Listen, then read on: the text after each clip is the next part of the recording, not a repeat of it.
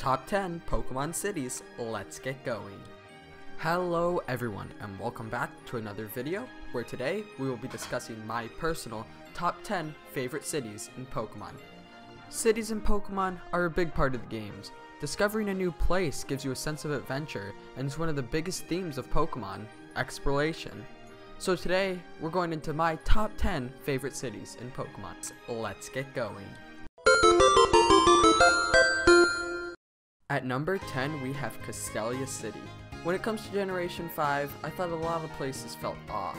Unova felt a little repetitive to me and I didn't feel there was that much to explore. Castellia City contrasts all that though.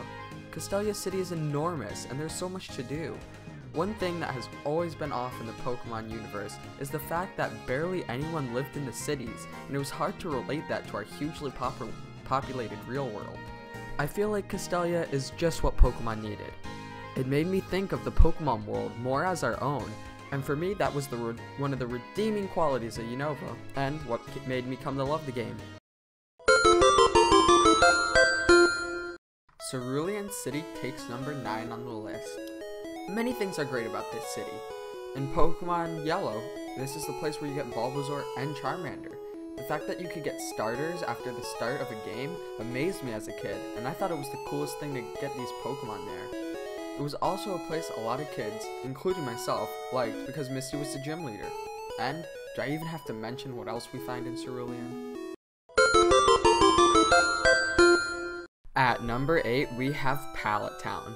Whether you got into Pokemon through the anime or the games, Pallet Town was for most people the first step into the Pokemon universe.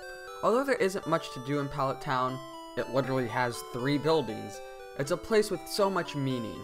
Pokemon was more than a game for a lot of kids. It brought everyone together, and Pallet's where it all started. For how much I love the place though, this is as high as it's getting on the list, because there just really isn't a lot to do there. Nevertheless, I still love the place. At number 7 we have Snowpoint City. I like the 4th generation a lot, and it was the second game I was able to get a Pokemon to level 100 in. Snowpoint City was one of the reasons I liked the game so much. Although features like rain and ash being able to fall in the 3rd generation were great, nothing was quite like the snow. I live in a place where it rarely snows, and snow has always amazed me because of that. The snow is beautiful, and the feeling of the town is really nice, and the temple to Regigigas is built there. What's not to love? At number 6 we have Lavender Town. Now, Lavender Town is notorious for many things in the Pokemon universe. Many people were scared of Lavender Town as kids, mainly because of that music. I actually wasn't scared of it as a kid, because 95% of the time I played Pokemon without the sound on, so I actually never heard the music until later. I didn't actually hear the song until I played through Pokemon Leaf Green. Surprisingly, I actually liked the music despite the graveyard town and creepy sages. I actually love the town. I know this sounds pretty weird, but I swear, I'm not that creepy. At number 5 we have Fortree City. Although not my first Pokemon game, Pokemon Sapphire is the most nostalgic to me. Everything about the game amazed me. Although the backlash of Pokemania was in full swing, I still love Pokemon as much as ever. Pokemon making the transition to a 32-bit system was so great to me. The little things this graphical change did, like add more color, move flowers in the wind, and many other things, made me love these games. Fortree City is a place where those graphical changes were implemented great. I would spend hours running across the bridge and watching it move under me. Things like this made the Pokemon world seem more like our own world, and I still love Fortree City to this day. Lumos City takes number 4 on the list. The new generation of Pokemon has been my favorite since the 3rd generation. Lumos City is one of the reasons it ranked so high among my favorites. Traditionally, Pokemon was hard to relate to our own world, with things such as Pokemon's biggest city in Generation 1 only having 68 people. Lumos City is so massive, it's relatable to our own world. There's so much to explore and so many people. It's massive. There's even taxis. And I like the music so much, it's made its way into all my videos.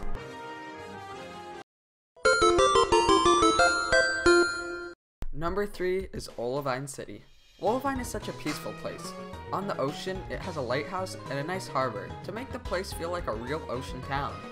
It's also an important part of the second generation games, because the harbor is where the boat is that will take you to Kanto after defeating the Elite Four.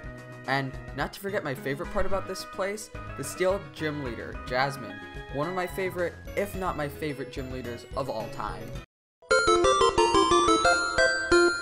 Number 2 is Pseudopolis City. This city again is from my most nostalgic region. Pseudopolis was a huge mystery to me as a kid. I remember finding it and being almost scared. The gym doors were locked and the Cave of Origin, you weren't allowed to go in it. It was kinda creepy and I was mystified by the town. It's also home to the first ever Pokemon cutscene in Pokemon Emerald, where the epic conclusion between the fight of Kyogre and Groudon happens. Anyway, it's one of my favorite places and a big moment in Pokemon history. Anyway, that's why it ranks so high. Now, the moment you've all been waiting for. Number 1 is Ecruteak City. This city is by far my favorite Pokemon city. It's beautiful in many ways and was my favorite city of the second generation. The second generation brought color into the Pokemon world, and although many things graphically could not be done in second generation as in third, it brings life to the beauty of the Game Boy Color. From the Kimono Girls to the Bell Tower, everything is amazing. Especially in the remake, the town is especially beautiful, and climbing to find Ho-Oh at the top of the Bell Tower is that much more special. This town was one of my earliest Pokemon memories, and I love it to this day. Anyway, that sums up my top 10 favorite Pokemon cities, and I hope you liked it. If you haven't yet, make sure to hit that subscribe button and leave a comment for a video you'd like to see done in the future. If you have any suggestions, feel free to leave them in the comment section below, and I'll see you all next time.